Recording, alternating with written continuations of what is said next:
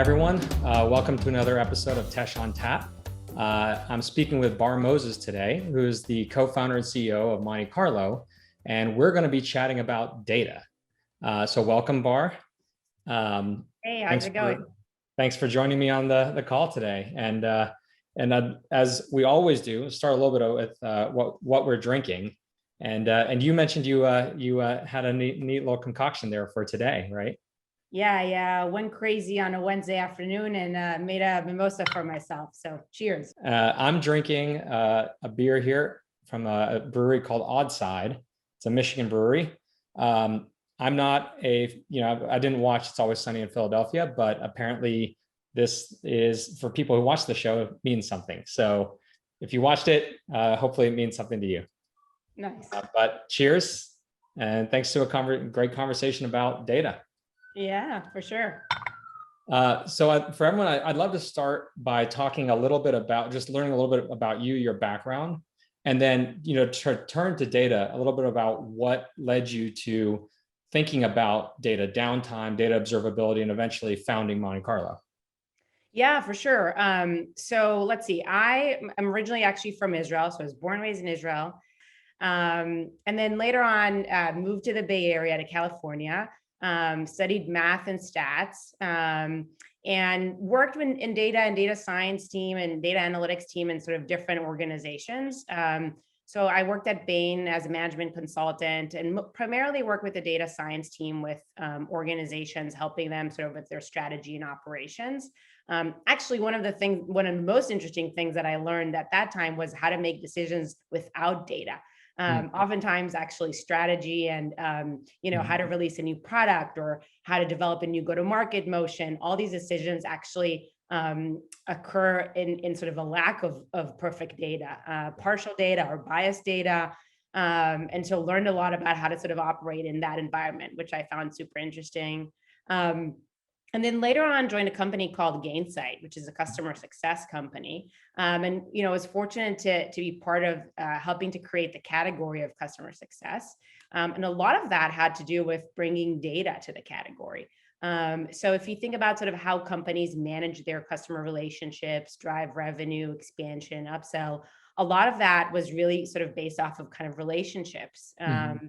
And a lot of sort of the transformation that we've seen is how companies turn to data in order to drive better relationships with their customers, understanding, what are the customers doing with their product, if anything, what do they care about, who are the main users, all these great questions that are really sort of seems like kind of table stakes today, but actually, it was a big deal back then. Yeah, I mean, modern technology has really enabled all of this, because I remember back when, I've been dabbling with data for, 25 years, but back when like ETL, so extract, transform, load, was necessary because the cost of storage and the cost of hardware and processing was so expensive that you had to really know what questions you wanted to ask.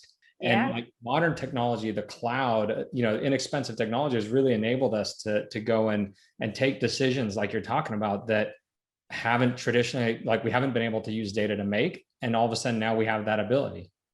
Yeah, exactly. It's actually interesting. I feel like we've swung to the other side of the pendulum, and now we're like, oh man, there's so much data that we can now collect. Let's just hoard it, collect it all. And now we're a little bit like, wait, what are we supposed to do with all of this data now? How do we organize it?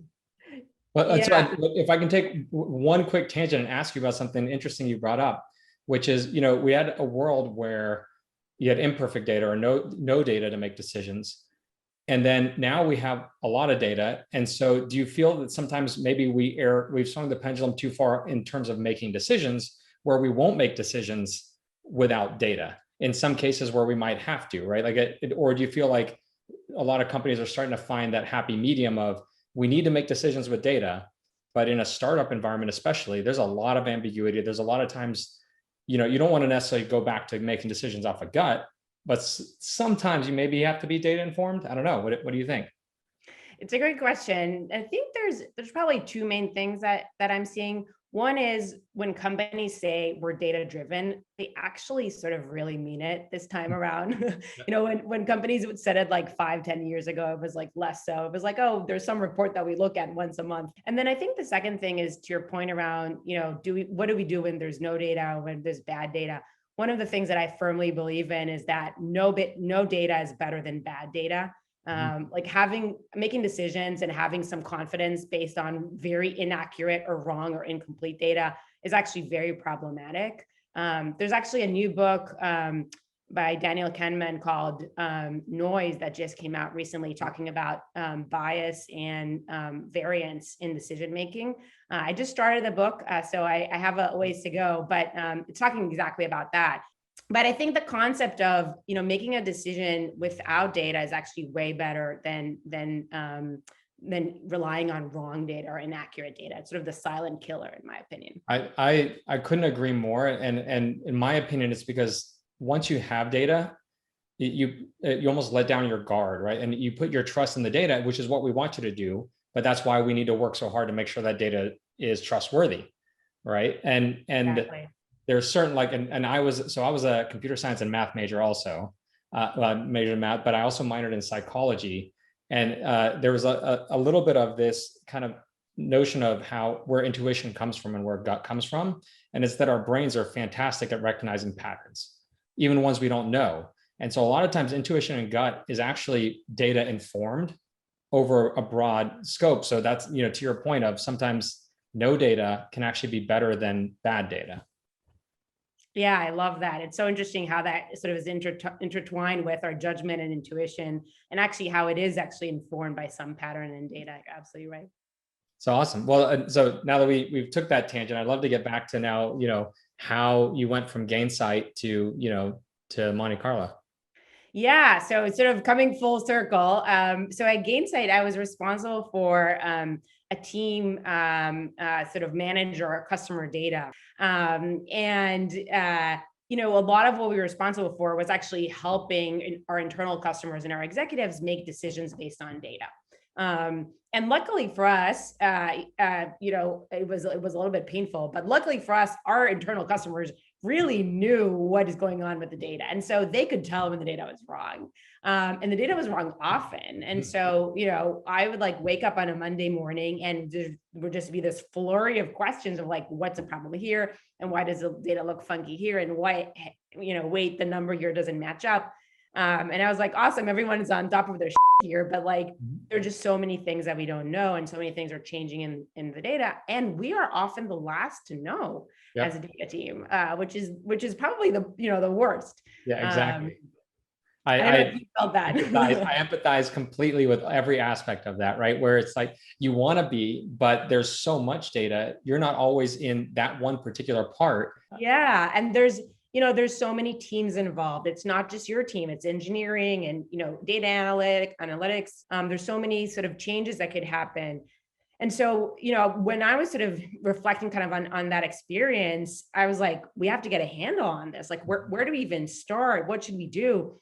And I remember thinking, engineering has these awesome solutions to think through sort of downtime of applications and infrastructure. And we're kind of getting along with a whiteboard and a couple of, Excel sheets. Mm-hmm. How is this possible? How do we not have something better to manage the reliability of our data? And I was like, am I doing something wrong? What is everyone else doing? Kind of inspired by that, actually started speaking to data organizations and asking them, how do you deal with this? Is this a big problem for you? And if not, why not? And if it is, how do you deal with it? And I just learned that it's actually an industry-wide problem. And the good news was that there's actually a solution that can come from engineering and sort of the best practices that we develop in engineering. But I was just really surprised to learn by how deep this problem ran in all organizations that were trying to become data-driven, all types of companies, and really sort of, the depth of the problem, but also kind of how it sort of spanned across very many people and types of companies was really sort of striking to me.